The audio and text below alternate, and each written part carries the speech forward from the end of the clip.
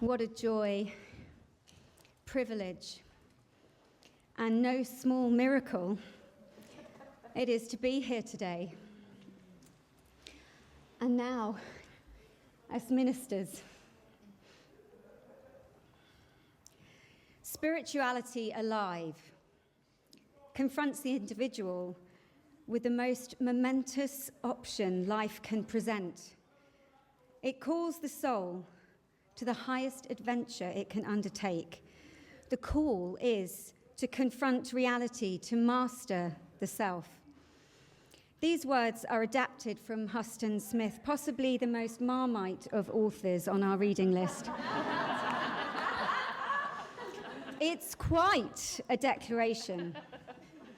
And whether we like Huston Smith or not, I believe we're here today because we all heard and answered this soul calling, and that this training is truly spirituality alive. This soul calling was heeded during a time of great volatility, uncertainty, complexity, and ambiguity.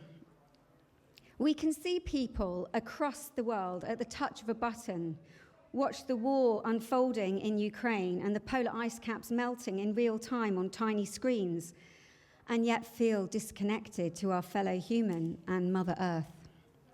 We have access to more information than ever before, and yet we struggle to sit with the nuances of our times and find our own truths without atrophying into binary thinking and hardened ideologies. We are meaning-making creatures, and we're hardwired for connection and creativity. That is what it means to be human. But we're being sent on a wild goose chase to find meaning, connection, and creativity in the wrong places, in consumerism and social media, for example. As John O'Donoghue puts it, our time is hungry in spirit.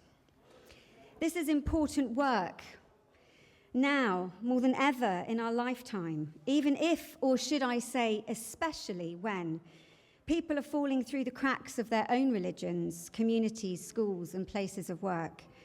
They need spirituality alive.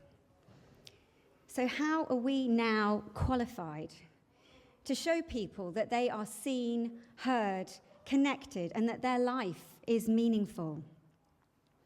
We're qualified because we met this training with commitment, courage, and energy. And it met us by being supportive, experiential, integrated, and held in grace.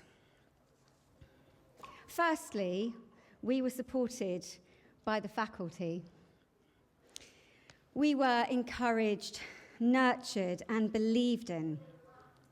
And to return to Huston Smith just for a short while, while there were dangers and difficulties as we heeded our soul calling, it was not, as he suggests, a lonely journey, because we were held in community every step of the way.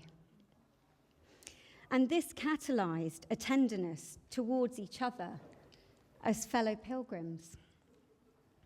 Secondly, and in spite of our group consisting of people living in 6 different countries who met mainly online, this was a deeply experiential training. This was not an armchair academic endeavor. We had a real encounter with 8 different faith paths. We allowed them to inspire us and confront us, often in equal measure. We confronted our ideas of ourselves by working with our own identities and biographies. We explored our psychology, our defense mechanisms, our core wounds and core beliefs. We explored worldviews to see where these have limits and are keeping us small. And we explored what it means to be born, to grow up, to be in relationship, to be fully alive, and to die. This is so that we can help people journey through life's milestones, through ceremony and spiritual counselling. Thirdly, this training was integrated. Now, I have a confession. I've been on lots of retreats, And it is easy to go on a retreat and be totally zen for 5 days and then return to the daily grind and not integrate anything and forget it all. But this was part of our lives. We met every single Wednesday for 2 years. We consistently, and some may say relentlessly, worked through our stuff as we were living in our day-to-day lives, not sitting alone in a cave. And fourthly, we were held in grace. What I mean by this is that we experienced the alchemy of having our whole selves welcomed and affirmed.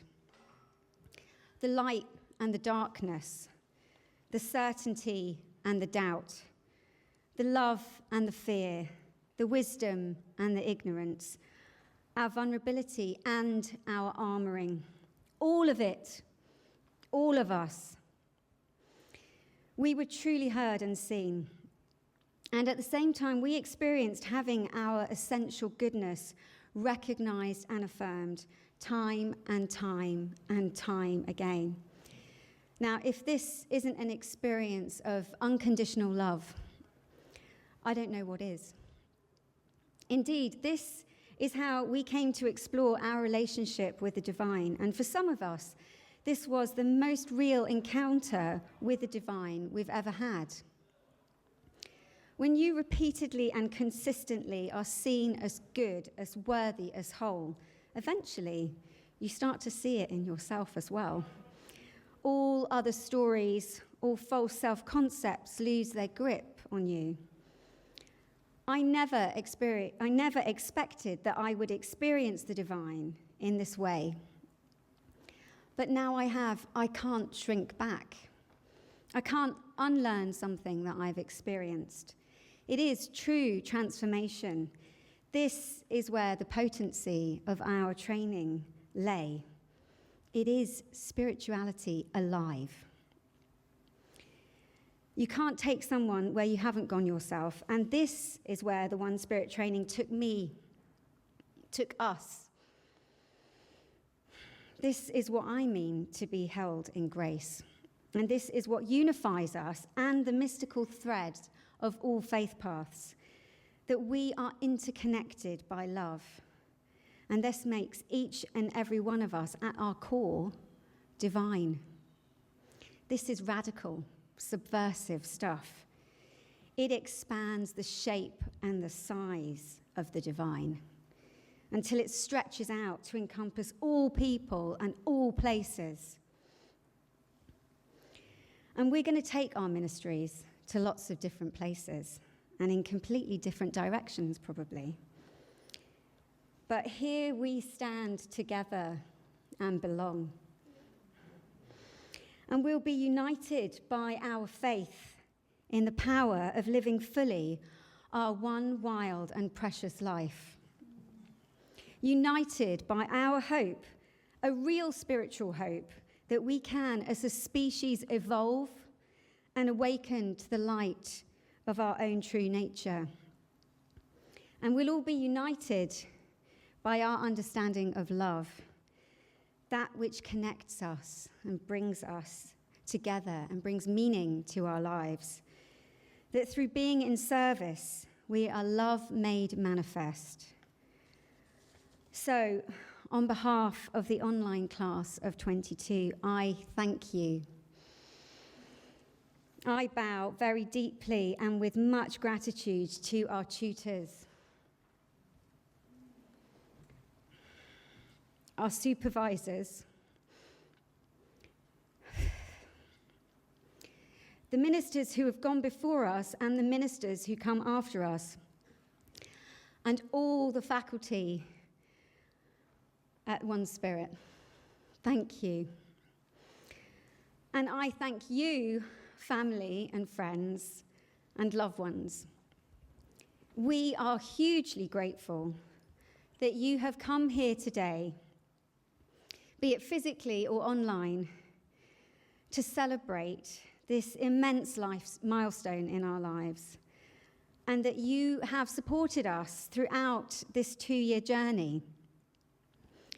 You have actually all shown us what it means to be in community. We are so privileged to have been able to do this training. And I know that I wouldn't have been able to do this without the support you gave us.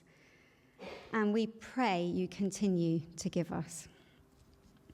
So if through our ministries we're able to do for others what OneSpirit training has done for us, to be an active expression of love, to give others a sense of their inherent wholeness, to illuminate the meaning in their lives, and to offer a space for them to open to the divine, experientially and not just in concept, we will have shared spirituality alive and will be healers on the raw edge of love.